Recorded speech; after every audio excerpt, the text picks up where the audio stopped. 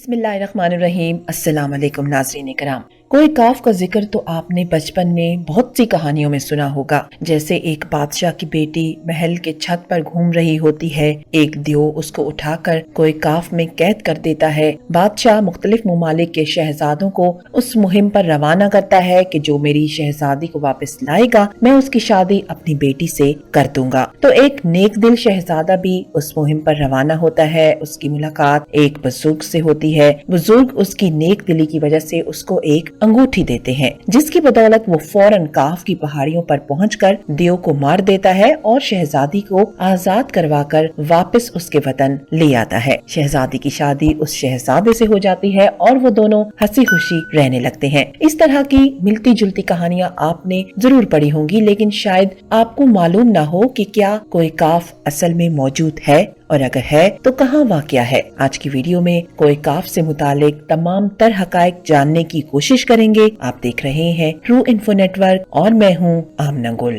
ناظرین کرام، کوئی کاف جس کو کوئی قفقاز بھی کہتے ہیں، بحیرہ اسود اور بحیرہ قزوین کے درمیان خطہ قفقاز کا ایک پہاڑی سلسلہ ہے جو ایشیا اور یورپ کو جدا کرتا ہے۔ کبھی اس کا شمار روس میں بھی ہوتا تھا، لیکن روس کے ٹوٹنے کے بعد اب یہ حصہ چیچنیا میں شمار ہوتا ہے۔ کوئی کاف کے پہاڑی سلسلے کی بلند ترین چوٹی ماؤنٹ البروس ہے، جو کہ 18,506 فٹ یعنی 5,642 میٹر بلند ہے۔ کوئی کاف کا پہاڑی سلسلہ کافی طویل ہے، جو کہ تقریباً 1100 کلومیٹر لمبا اور 160 کلومیٹر چوڑا ہے۔ کوئی کاف کے شمالی دامن میں واقع چیچنیا کی چھوٹی سی جمہوریہ ہے، جس کا رقبہ 15,000 مربع کلومیٹر ہے اور آبادی 10 لاکھ سے بھی کم ہے۔ قفقاز کا پہاڑی سلسلہ شمالی قفقاز اور ماورائے قفقاز میں تقسیم کرتا ہے۔ شمالی قفقاز روس کی سرزمین ہے، جبکہ ماورا قفقاز میں خود مختار ریاستیں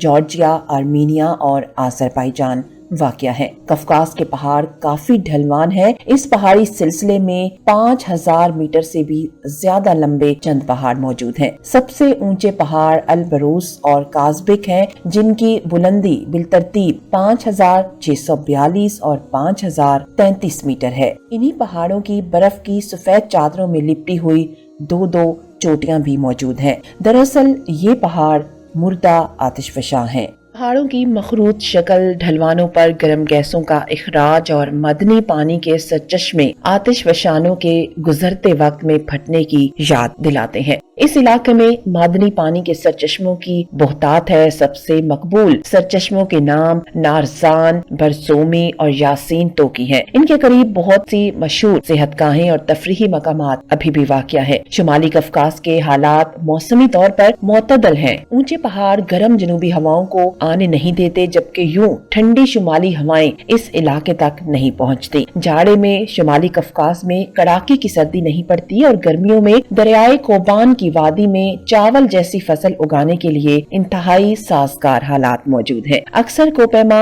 البروس کو سر کرنے کی کوشش کرتے ہیں۔ پاکستان، ہندوستان اور ایران میں کوئی کاف کے متعلق جنوں اور پریوں کے بے شمار قصے مشہور ہیں، جو نہ صرف عوام میں سینہ بسینہ منتقل ہوتے رہے ہیں بلکہ بچوں کی کہانیوں میں باقاعدہ طور پر لکھے بھی جا رہے ہیں۔ ہو سکتا ہے اس میں کچھ صداقت بھی ہو سکتا ہے یہ ویران جگہ جنات کا مسکن ہو، لیکن تصدیق کرنا مشکل ہے۔ باقی اللہ ہی بہتر جانتا ہے کہ اس میں کتنی سچائی ہے۔ مزید ایسی ویڈیوز کے لیے ہمارے چینل کو سبسکرائب ضرور کیجیے گا۔